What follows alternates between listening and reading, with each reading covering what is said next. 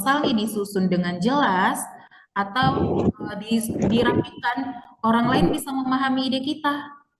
Orang lain bisa memahami, kemudian menilai apakah ide dan solusi yang kita tawarkan itu masuk akal.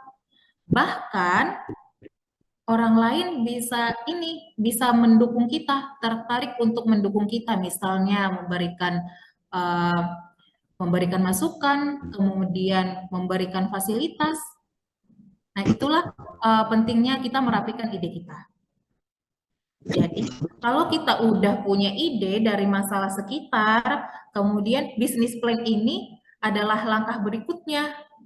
Langkah berikutnya, bagaimana ide itu kita susun supaya jadi lebih jelas dan terarah.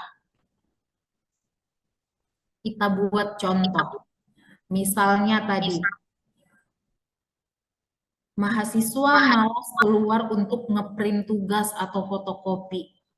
Solusinya apa kira-kira?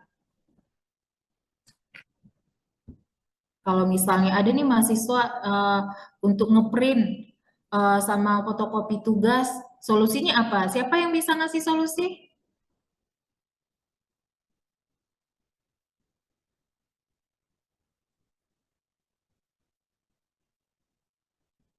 Halo, ada yang bisa kasih solusi? Kalau misalnya nih ada nih masalah di sekitar kita, mahasiswa malas, banyak antrian di ini di tukang fotokopi, bang fotokopinya galak, ih lama, panas gini, itu masalahnya. Kemudian kira-kira solusi apa ya yang bisa kita tawarkan? Bikin fotokopi free antar. Free ini maksudnya gimana Marisia?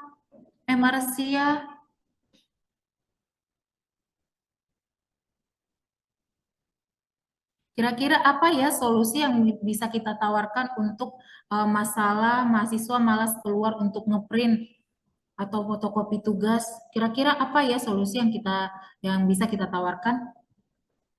Bisa jadi kayak tadi Bu, jasa titip. Jasa Terus titip juga ya. ada fee-nya untuk ngantar juga. Bikin just tip juga Bu. Oke. Eh, atau layanan print dan fotokopi antar jemput. Ya kan? Jadi kita tinggal WhatsApp di WhatsApp, kemudian segini billnya, kemudian segini uh, fee-nya, seperti itu ya. Nah, kalau misalnya uh, hanya sampai di situ, ada ide, ada masalah, dan kemudian ada solusi. Kalau cuma sampai di situ, teman-teman, adik-adik mahasiswa, itu baru ide itu baru ide aja.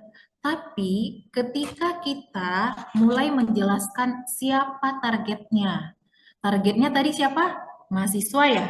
Mahasiswa. Kemudian bagaimana cara, slide sebelumnya, host tolong. Slide sebelumnya mungkin, sebelumnya lagi. Oke, tadi kan kita sudah punya masalah ya, mahasiswa malas untuk keluar, mau ngeprint, mau fotokopi. Kemudian solusinya adalah memberikan layanan antar jemput fotokopi atau antar jemput berkas. Kemudian targetnya itu siapa? Mahasiswa misalnya. Kemudian cara menjalankannya. Bagaimana cara menjalankannya? Misalnya via WhatsApp, kemudian via email mungkin, kemudian eh, atau bagaimana cara pembayarannya, COD kah atau transfer kah atau bagaimanakah? Kemudian bagaimana kita mendapatkan keuntungan?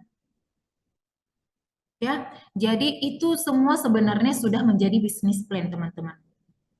Jadi sebenarnya bisnis plan itu bukan sesuatu yang rumit ya. Kalau kita udah lihat ini ada masalah, solusi, target pasar, kemudian cara menjalankannya dan sudah mengetahui sumber keuntungannya. Nah, itu sudah termasuk bisnis plan.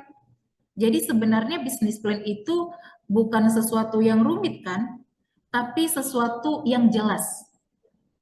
Dan kabar baiknya Membuat bisnis plan itu sesederhana itu ternyata, dan tidak perlu banyak hal.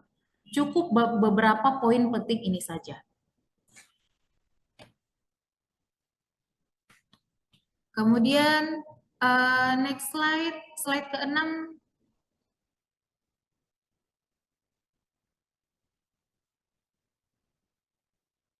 Sekarang pertanyaannya, setelah kita punya ide dan sudah tahu cara menyusun jadi bisnis plan, emang kenapa kita perlu ikut bisnis plan competition, Kak? Kenapa tidak cukup disimpan aja? Kenapa coba? Jawabannya adalah kompetisi itu, adik-adik sekalian. Kompetisi itu tempat yang paling aman untuk memulai. Kenapa tempat paling aman? Karena kalau kita ikut kompetisi, kita belum pakai modal yang besar.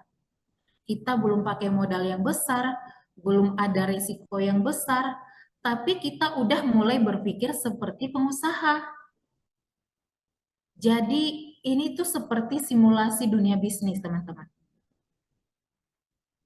Itu. Kemudian jawaban yang kedua, melatih cara berpikir.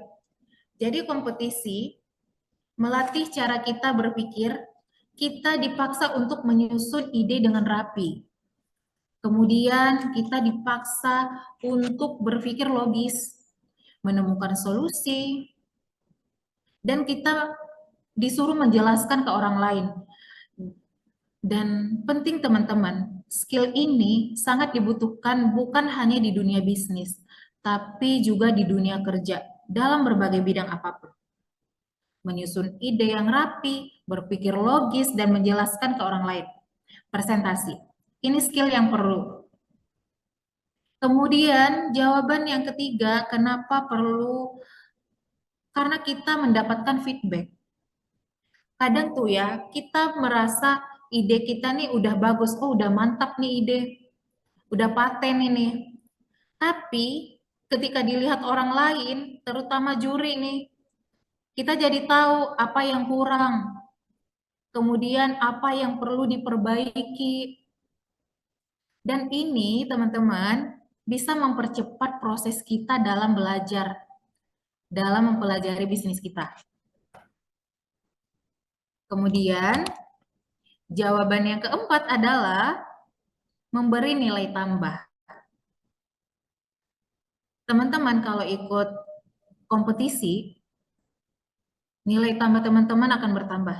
Yakinlah, pengalaman berkompetisi, mendapatkan relasi, kemudian bahkan CV juga bertambah. Nah, karena ini menunjukkan bahwa kita tidak hanya belajar teori, teman-teman, tapi kita juga mencoba untuk praktik. Ya. Kemudian pertanyaan berikutnya. Kalau sudah ikut, gimana caranya, Kak, supaya tidak sekedar jadi peserta? Oke, next slide, host. Saya yakin banyak di antara teman-teman mahasiswa ini yang orangnya tuh ambisius. Saya tahu Gen Z sekarang tuh kalau udah suka sama satu hal, gak akan lepas. Saya tahu betul. Kalau misalnya orang ambisius itu, dia tuh nggak cuman mau jadi peserta aja, tapi pengen menang juga. Tapi gimana caranya, Kak, supaya tidak sekedar jadi peserta, tapi bisa benar-benar stand out? Jadi ada 3 hal. Yang pertama itu ide sederhana tapi relevan, teman-teman. Jadi tidak perlu berpikir kompleks, yang penting dekat dengan masalah yang nyata. Itu. Kemudian yang kedua, solusi yang realistis. Solusi yang bisa dijalankan bukan hanya bagus di presentasi, tapi juga bagus dalam eksekusi di dunia nyata. Kemudian yang ketiga, presentasikanlah, jelaskanlah dengan jelas dan singkat. Karena juri itu tidak punya banyak waktu ya sebenarnya untuk bertele-tele. Pesan kita tidak sampai kalau misalnya kita terlalu banyak bertele-tele, tapi presentasikanlah ide bisnis, kemudian solusi dengan jelas dan singkat. Teman-teman. Jadi intinya yang dicari itu sebenarnya bukan ide yang paling hebat dan yang paling rumit, bukan, tapi ide yang paling masuk akal dan bisa dijelaskan dengan baik.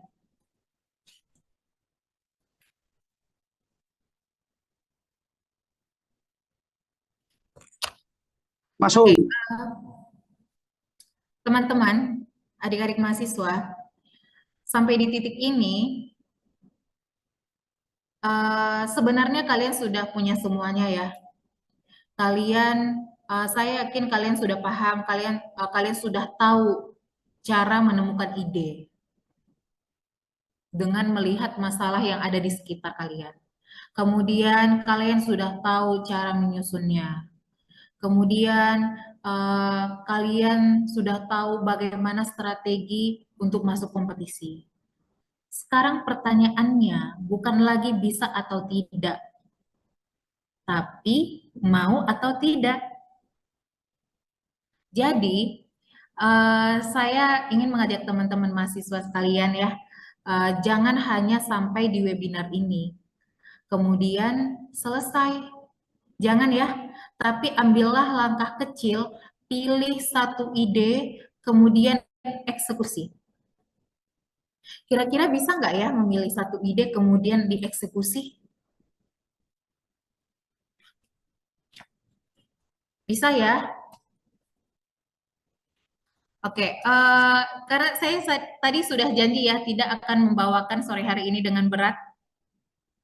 Oke, semoga apa yang saya sampaikan barusan sedikit tapi dapat dipahami dan dapat dimengerti oleh adik-adik mahasiswa sekalian ya. Saya mengajak adik-adik mahasiswa sekalian untuk lebih peka lagi terhadap masalah yang ada di sekitar. Kemudian masalah itu kita carikan solusi untuk menjadi ide bisnis. Ya, terima kasih teman-teman adik-adik mahasiswa atas perhatiannya. Semoga langkah kecil hari ini jadi awal dari sesuatu yang besar di masa depan ya. Terima kasih perhatiannya adik-adik mahasiswa sekalian.